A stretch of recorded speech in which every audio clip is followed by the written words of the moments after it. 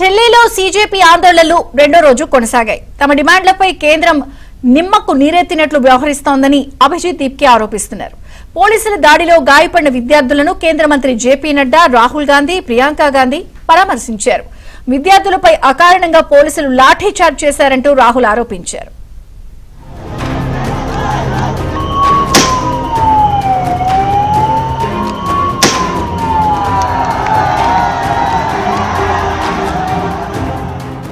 ఢిల్లీలో జంతర్ మంతర్ వద్ద cockroach Janata party నిరసనలు కొనసాగుతున్నాయి.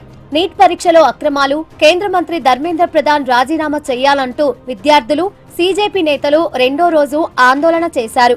భారీ ర్యాలీగా వెళ్లేందుకు ప్రయత్నించిన సీజేపీ కార్యకర్తలను పోలీసులు అడ్డుకున్నారు. ఈ క్రమంలో ఇరు వర్గాల మధ్య వాగ్వాదం జరిగింది.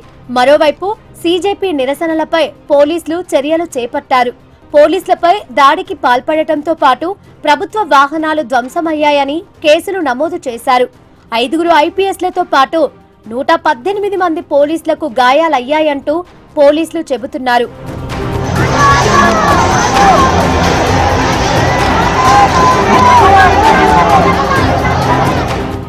సోమవారం నాడు జరిగిన ఆందోళనలో గాయపడిన సీజేపీ కార్యకర్తలను కేంద్ర మంత్రి జేపీ నడ్డా పరామర్శించారు. 2 ఆసుపత్రుల్లో విద్యార్థులు, కార్యకర్తలకు అందుతున్న వైద్యం గురించి అడిగి తెలుసుకున్నారు.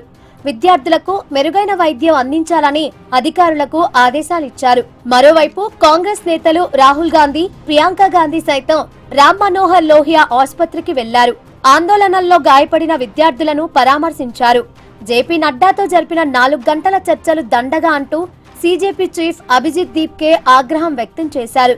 కేవలం 10 నిమిషాల చర్చల కోసం సీజేపీ నేతలు 4 గంటల పాటు సమయాన్ని కేంద్ర మంత్రి వృధా చేశారంటూ దీప్కే ఆగ్రహం వ్యక్తం చేశారు. కేంద్ర ప్రభుత్వం దిగొచ్చే వరకు తమ ఆందోళనలను కొనసాగిస్తామని అభిజిత్ దీప్కే స్పష్టం చేశారు.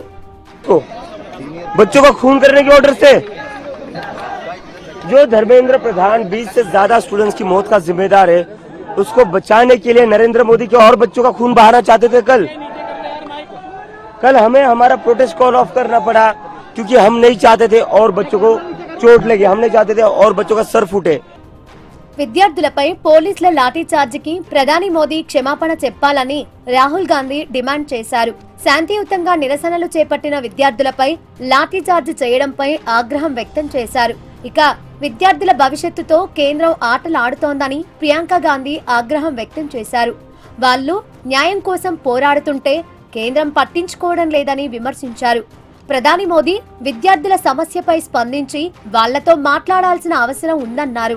Stuck in that cycle of going on and on, giving more and more exams and tests and preparing, and the boy is 28 years old. And it's not one person, there are thousands and thousands of children like this. Everybody, every parent who is a parent of a child who is studying for an exam, every parent, we know what the children go through. We know how much they struggle, and these children are children who don't have resources. The young people of this country do not have any opportunities. All the doors are closed. There is only one door which is open, which is the door of the competitive exam, and that door is also destroyed. What are these students here?